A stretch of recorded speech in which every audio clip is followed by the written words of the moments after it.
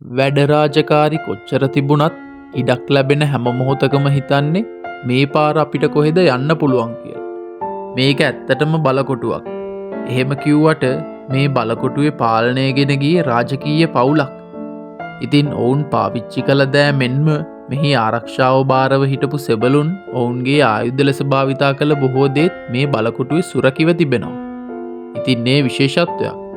ඉතිහාසය ගැන කතා කරනකොට එකල හිටපු මිනිස්සු ජීවත් වුණු විදිහත් දැක බලා ගන්නට ලැබෙනවා කියන්නේ මොනතරම් වටිනවද නේද?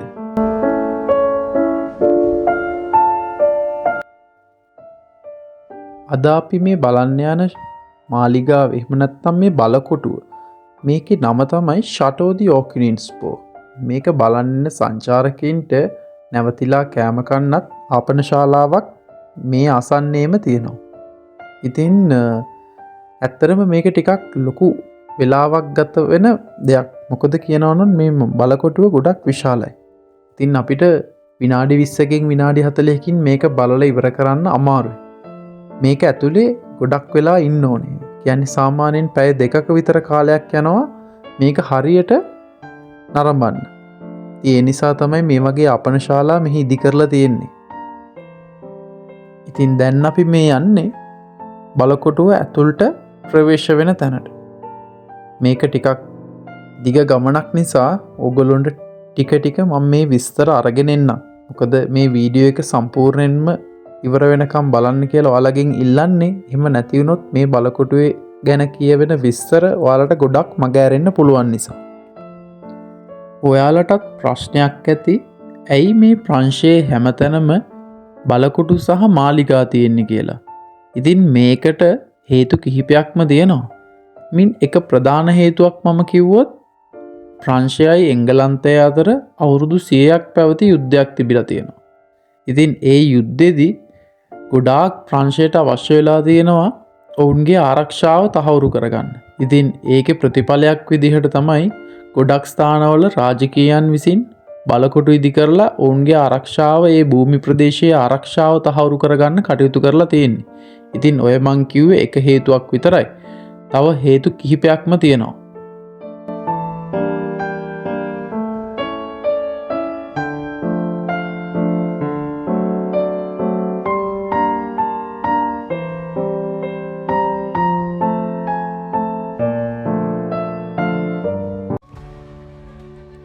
ඉතින් මෙන්න මේ පුවරුවේ සඳහන් කරලා තියෙන්නේ මෙහි නිර්මාණකරු විදිහට පස්වන චාල්ස් රජු. ඒ වගේම පසු කාලීනව මෙය අර්ධ වශයෙන් හානියට පත් වෙලා තියෙනවා. ඉතින් ඒක නැවත ප්‍රතිස්ථාපනය කරලා තියෙන්නේ දෙවන විල්හෙල්ම් අධිරාජ්‍යය කියලා තමයි ඒ පුවරුවේ සඳහන් කරලා තිබුණේ.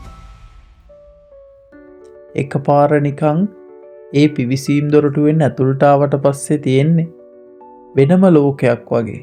ඒ කියන්නේ බාහිර පරිසරයෙන් ඈත් වෙලා අපි නිකන් එකපාර ෆිල්ම් එකක ඇතුළට ආවා වගේ තමයි මට නම් දැනෙන්නේ.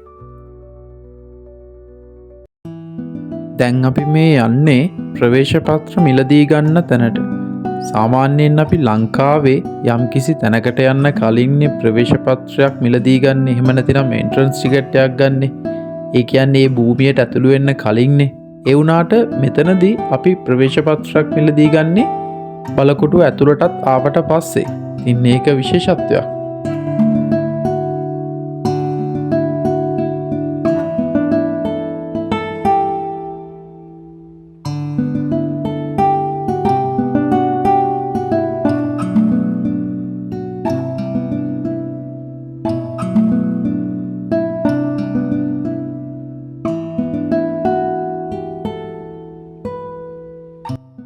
මෙහි තිබෙන විශේෂත්වයක් තමයි මේක මාලිගාවක් ලෙස හඳුන්වන්නත් පුළුවන්.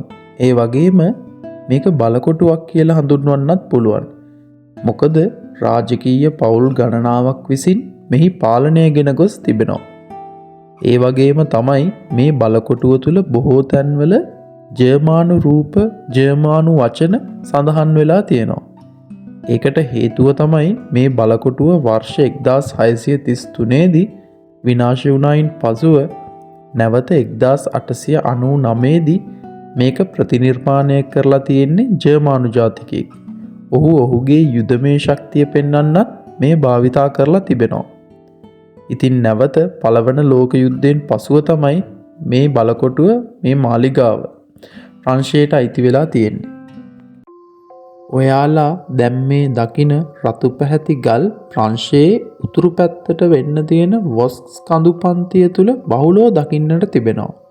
ඉතින් ඒවායින් තමයි මෙම බලකොටුව සම්පූර්ණයෙන්ම නිර්මාණය වෙලා තියෙන්නේ. අපේ චූටි දුවත් එක්ක ෆොටෝ එකක් ගන්නවා කියන එක ගොඩක් අමාරු දෙයක්. එයාව එකම ඉරියව්වකින් තියාගෙන ඉන්න කොහෙත්ම බෑ. සීත කාලයේ අවසාන කාර්තුවේදී අපි ආවත් ගිම්හාන කාලයේදී ආවත් මේ මාලිගාව ඇතුලේ තියෙන්නේ පුදුමාකාර සීතලක්.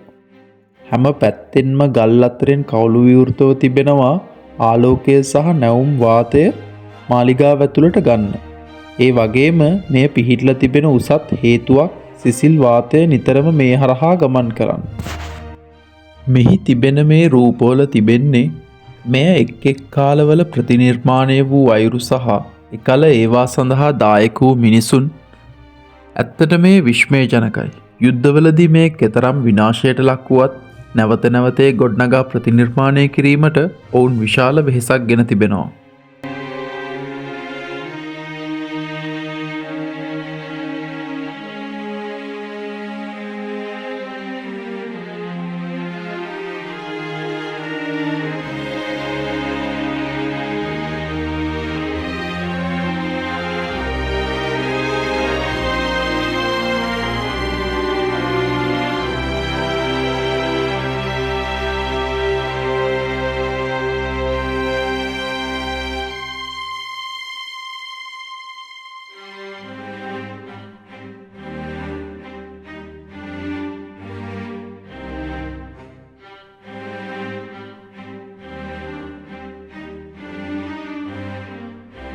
මේ තිබෙන්නේ මුළු බලකොටුවටම එසේත් නොමැතිනම් මාලිගාවටම ආහාර සපයපු ප්‍රධාන මුළුතැන්ගේ.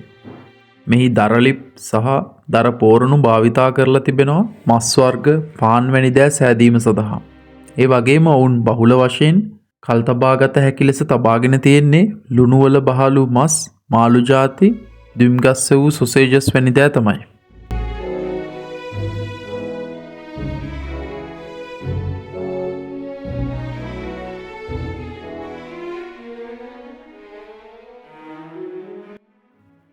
ඒ වගේම මේ ඔබ දකින්නේ වයින් බැරල් එකක්. පේනවනේ විශාලත්වය. හොඳටම කාලා බීලා යුද්ධත් කරගෙන ඉඳලා තියෙනවා. මෙතරම් විශාල බලකොටුවක් තනි තනි රාජකීය පවුලක් විසින් කලින් කලට පාලනය කරගෙන ගියා කිව්වම පුදුමත් හිතෙනව නේද? ඒ කාලේ කොහොම තියෙන්නේ නැතිද කියලා දැක ගන්න ආසදිනේ. මං ඔයාලට පෙන්වන්න ඕන නිසාම ඒවට සබැදි පින්තූර AI තාක්ෂණය ඔස්සේ නිර්මාණය කර පෙන්වන්න හිතුවා. ඒවා ඉස්සරහට අරගෙන එන්නම්.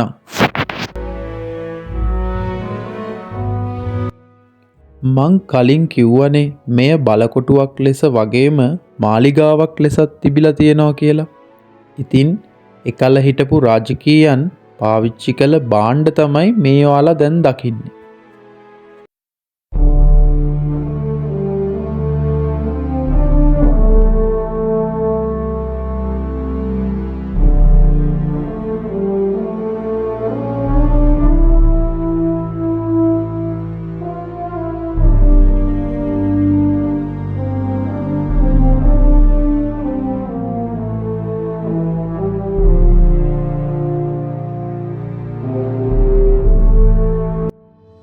මෙවැනි පින්තූරවලින් එකල රාජකීයන්ගේ ජීවිතය ගැන පොඩි අදහසක් දෙන්න තමයි මේ උත්සාහ කරලා තිබෙන්නේ.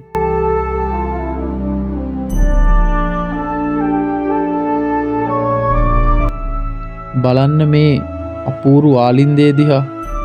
බලන්න ඒ කාලේ හිටපු රාජකීයන් මේ මැදුර ඇතුලේ කොහොම ජීවත් වෙන්නේ නැද්ද කියලා.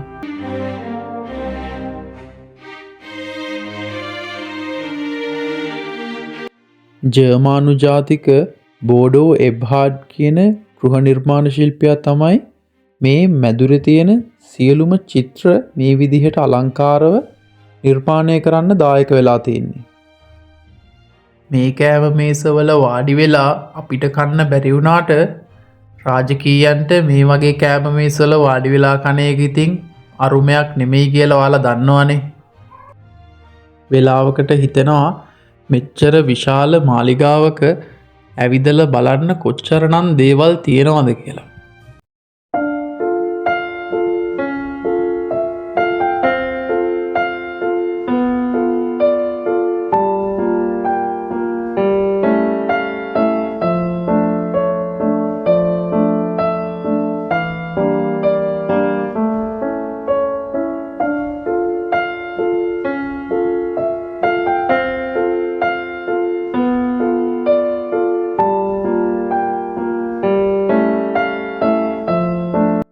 මේ නිදන කාමරයේ ඇතුළෙම ඒ කියන්නේ අද කාලේ අපි කියන්නේ ඇටැච්ඩ් බාත්රූම්ස් වගේ ඒ කාලෙත් රාජකීයන්ගේ නිදන කාමරවල ටොයිලට්ස් තිබිලා තියෙනවා. හැබැයි මේකේ ක්‍රියාවලිය වර්තමානයේ තරම් දියුණු නෑ.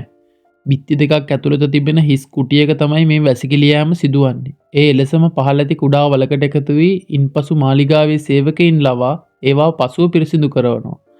ගුරුත්වාකර්ෂණය විතරයි උදව් වෙලා තියෙන්නේ. හැමදේම දියුණු තාක්ෂණයක් භාවිතා කරලා කරපු මෙයාලට වැසිකිලි කැසිකිලි යෑම විතරක් නොදියුණු තාක්ෂණයක් භාවිතා කරමින් කරන්න සිද්ධ වුණේ ඇයි කියන එකට නම් මගේ ළඟ උත්තරයක් නැහැ.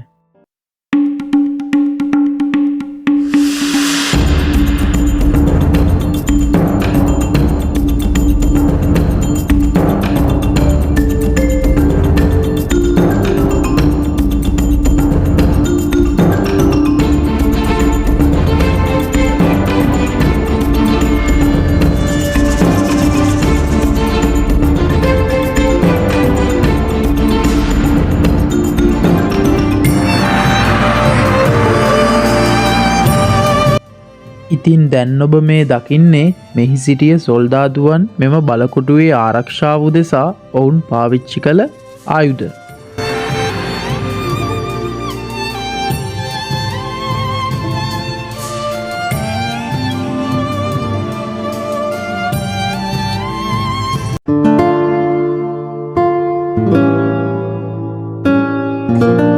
හදිසියෙම අපි පාර වැරදිලා බලකොටුවෙන් එළියටවත් ආවද?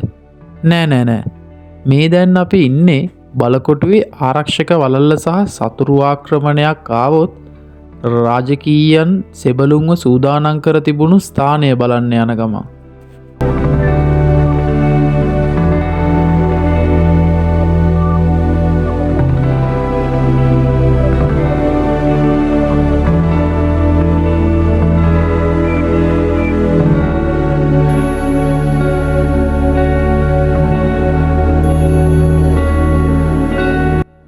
දැන්නම් මිනිස්සු ඇවිල්ලා විවේකයෙන් වාඩි වෙලා ඉන්නවා. බැරි වෙලාවත් රජා දැක්කොත් එහෙම. හොඳ වෙලාවට දැන් එහෙම රජෙක් නැත්තේ. රජෙක් හිටියානම් අද මිනිස්සුන්ට මෙහෙම ඇවිල්ලා මේ දේවල් බලන්න වෙන්නේ නෑනේ.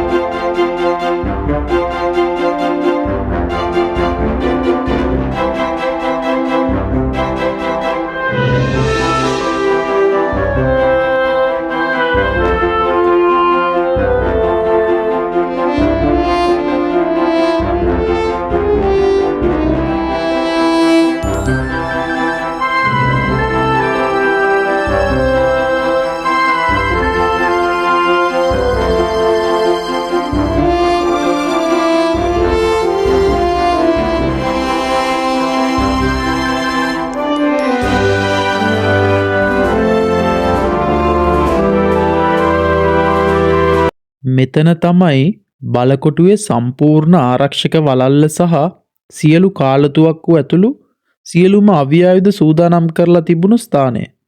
මේක මුළු බලකොටුව වටේටම ආවරණය වන පරිදි සෑම දිශාවකින් මෙන සතුරන්ට ප්‍රහාර එල්ල කිරීමට තමයි යොදාගෙන තිබෙන්නේ. දැන්නම් මෙවැනි දේවල් දකින්නට ලැබෙන්නෙම නැති තරම්. ඒ වුණාට බලන්නකෝ ඉස්සරත් යුද්ධවලට මිනිස්සු නිර්මාණය කරලා තිබුණු අවියායුධවල හැටි.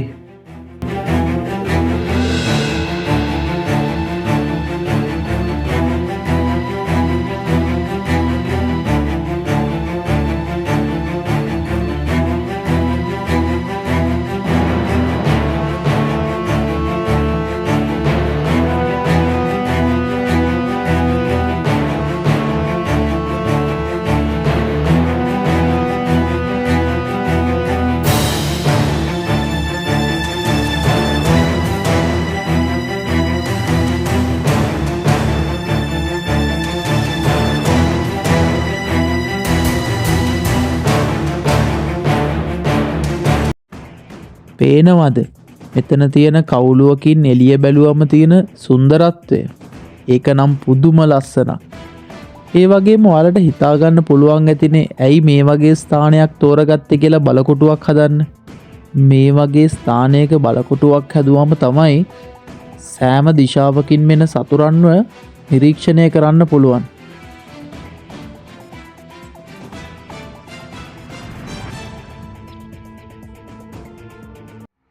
මෙතන තිබෙන මේ කුටියේ තියෙන්නෙත් මෙහි කළ යම් යම් කැනීම්වලදී සොයාගතපු දේවල්.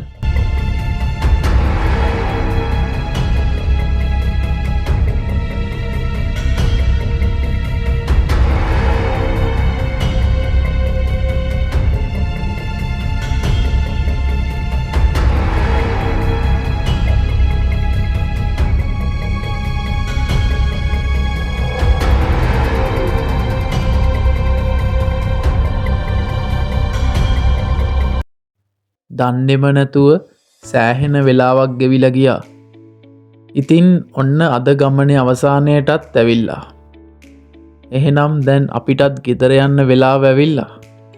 දැන් මේ අපි යන්නේ මේ බලකොටුවෙන් එළියට යන්න.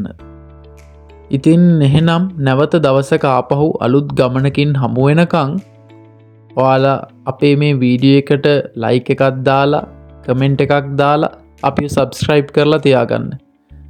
අපේ මේ වීඩියෝස් නරඹලා ඔගොල්ලොන්ට යමක් දැනුණා නම් ඒ දැනුණු දේ අපේ වීඩියෝ එක කමෙන්ට් කරන්න කියලත් මම ඉල්ලනවා. ගොඩක් ස්තුතියි.